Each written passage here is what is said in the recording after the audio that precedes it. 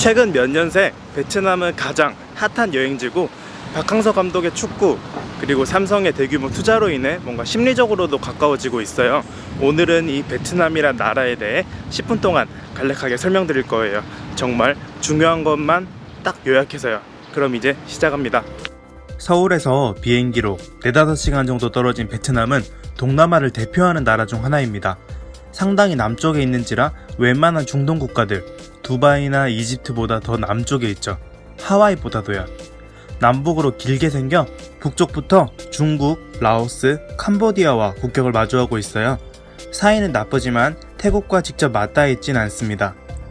베트남의 면적은 약 33만 제곱킬로미터, 우리나라 남한이 약 10만 제곱킬로미터고 일본이 37만이에요.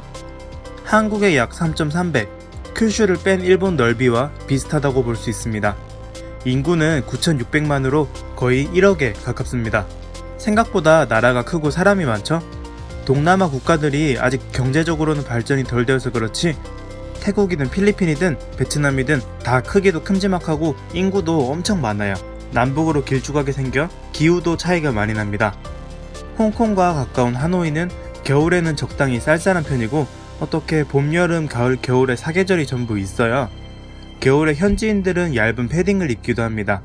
반대로 태국, 방콕보다도 남쪽에 있는 호치민은 열대 사바나 기후로 건기, 우기가 잘 나타나는 전형적인 동남아 기후입니다. 현재 베트남을 설명하기 위해서는 과거를 알아야 합니다. 역사라고 너무 어렵게 생각하지 마세요. 정말 쉽고 재밌으니까요. 오랜 시간 동안 베트남의 중심지는 하노이와 북부지방이었습니다. 한 1500년 정도까지는요. 베트남 북부는 중국과 붙어있죠.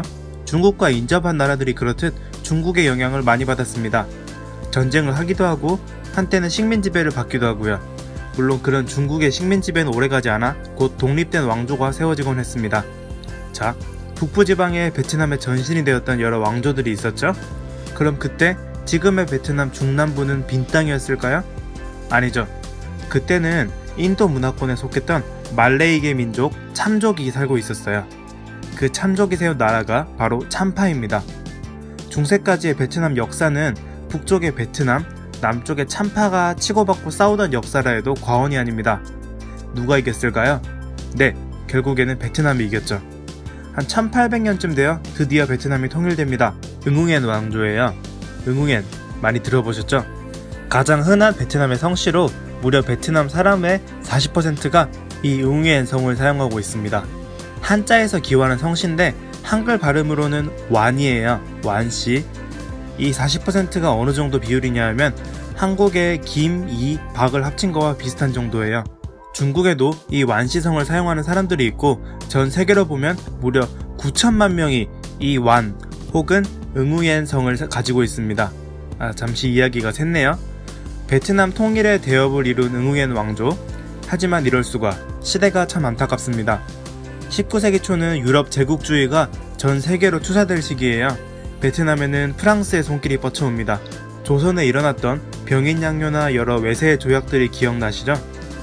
응우옌 왕조에도 비슷한 일들이 일어났고 결국 베트남은 프랑스령 인도 차이나 식민지가 되었습니다. 라오스, 캄보디아와 세트로 묶어서요. 다시 시간이 흘러 2차 세계대전 중인 20세기 중반, 이 프랑스령 인도 차이나는 일제에게 항복합니다.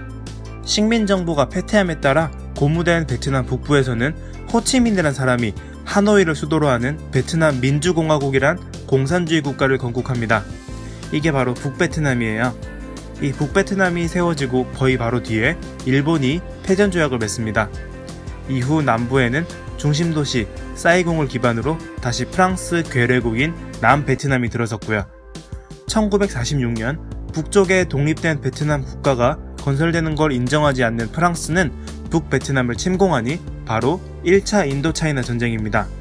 남베트남, 그러니까 프랑스와 북베트남 사이에 일어난 전쟁은 어째저째 1954년 북베트남의 승리로 끝납니다.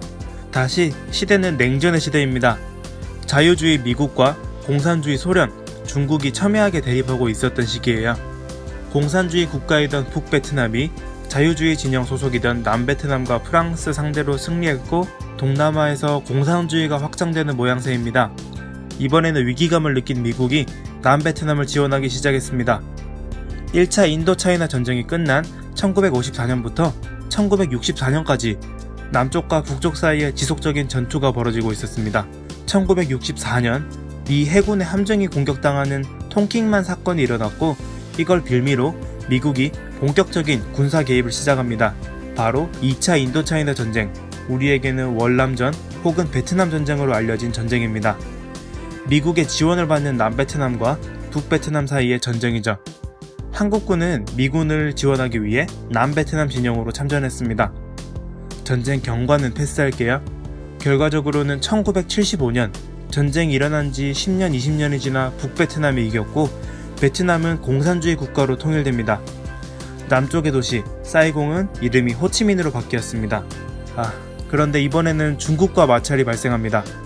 캄보디아의 지배권이나 기타 등등으로 인해 1979년 베트남과 중국 사이에 전쟁이 벌어졌습니다. 한 달 정도 되는 짧은 기간에 국경지대에서만 일어난 국지전이지만 어쨌든 또 베트남은 이깁니다. 100년 사이에 세 개의 대국, 프랑스, 미국, 중국과 전쟁을 했고 엄청난 피해를 입었긴 했지만 어쨌든 베트남은 이겼습니다. 이런 역사로 인해 베트남 사람들의 자부심은 대단합니다. 이후 베트남은 공산주의로 통일이 되었지만 경제적으로는 자본주의를 받아들였어요. 중국과 비슷하게요. 이래저래 바람 잘 날이 없어 전쟁을 겪어 아세안5, 즉 필리핀, 태국, 인도네시아, 말레이시아, 베트남 중에서는 이 베트남이 경제력이 꼴등이지만 요 몇 년 새 삼성으로 대표되는 한국 기업들이 대규모 투자를 하며 급격하게 발전하고 있습니다. 이제 베트남의 대표적인 지역들을 알아볼까요? 북쪽의 하노이는 수도이자 승자의 도시입니다. 공산주의 국가의 수도로 좀 금욕적인 분위기예요. 또 오랜 기간 베트남의 역사적인 중심지로 존재했습니다. 아기자기한 건물들과 올드한 느낌이 드는 시가지가 매력적인 도시예요. 이런 정치와 문화의 중심지지만 아쉽지만 경제 규모는 남쪽의 호치민에 밀립니다. 또 우리가 동남아 하면 떠올리는 화려한 밤의 모습은 찾아볼 수 없어요. 유명한 따이엔 맥주거리도 12시만 되면 파장 분위기죠. 남중국과 지리적으로 가까운 만큼 음식은 담백한 편입니다. 이색적인 남쪽 스타일과 다르게 한국 사람과 잘 맞는 간장 베이스의 음식이 많아요.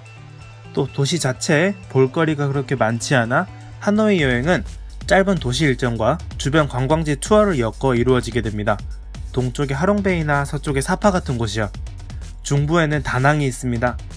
2017년 베트남이 뜬 이래 아직까지 핫한 곳이죠. 발전되기 시작한 다낭에서는 휴양을, 바로 아래 호이안에서는 아기자기한 올드타운의 매력을, 약간 북쪽에 있는 후에서는 오래된 수도로서의 베트남을 만날 수 있습니다. 고풍스러운 멋이요. 다낭에서 해안을 따라 내려가다 보면 나트랑, 나짱이 나옵니다. 마찬가지로 떠오르는 휴양지입니다. 제일 남쪽에는 호치민이 있습니다. 옛날 이름은 사이공으로 18세기까지는 베트남 땅이 아니라 캄보디아 땅이었고 그때 베트남으로 편입되었습니다. 이후 프랑스 식민지대 중심지로 발전을 시작해 북베트남 주도로 통일이 된 이후에는 사이공에서 호치민으로 도시 이름이 바뀌었습니다. 하지만 지금까지도 호치민은 베트남 제1의 경제도시죠. 자유주의 진영에서 오랫동안 중심 역할을 한 만큼 하노이보다는 좀 더 풀어진 느낌이에요.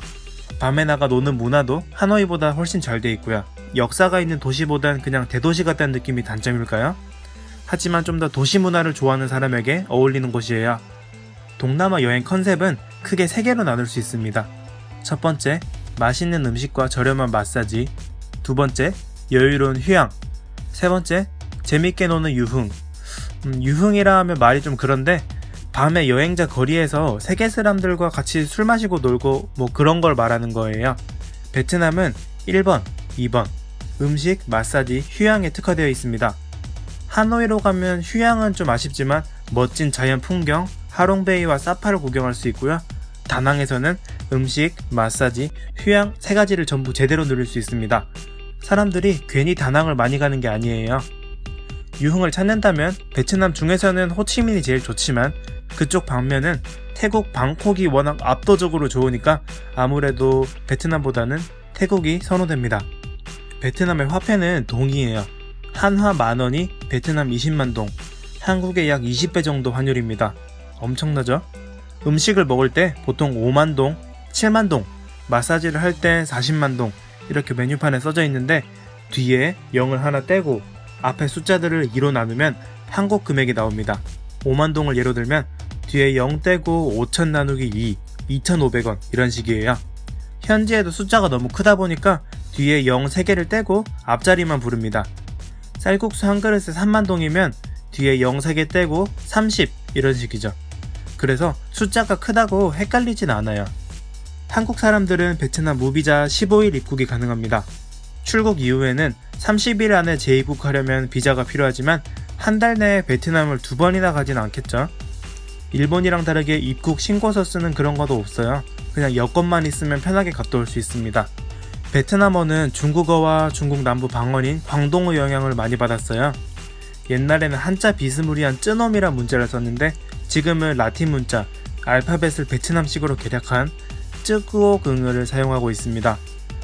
동남아 언어답게 성조도 6개가 있어서 외국어에 익숙하지 않은 사람들이 당장 언어를 배워서 써먹기 쉽지는 않습니다. 짧은 인사말 정도가 아니면 문장을 외워서 말해도 현지인들이 못 알아들을 거예요.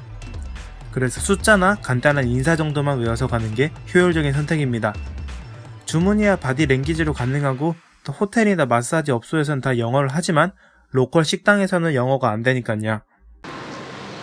오늘의 영상은 여기까지예요. 사실 나라 하나를 10분 만에 요약하는 건 불가능이죠. 많은 부분은 제가 임의로 생략했고 정말 중요한 엑기스만 딱 요약해봤어요. 재밌게 보셨다면 좋아요와 구독 눌러주시고요. 댓글은 가이드 제작에 정말 큰 도움이 됩니다. 감사합니다. 여기까지 트립 콤파니입니다.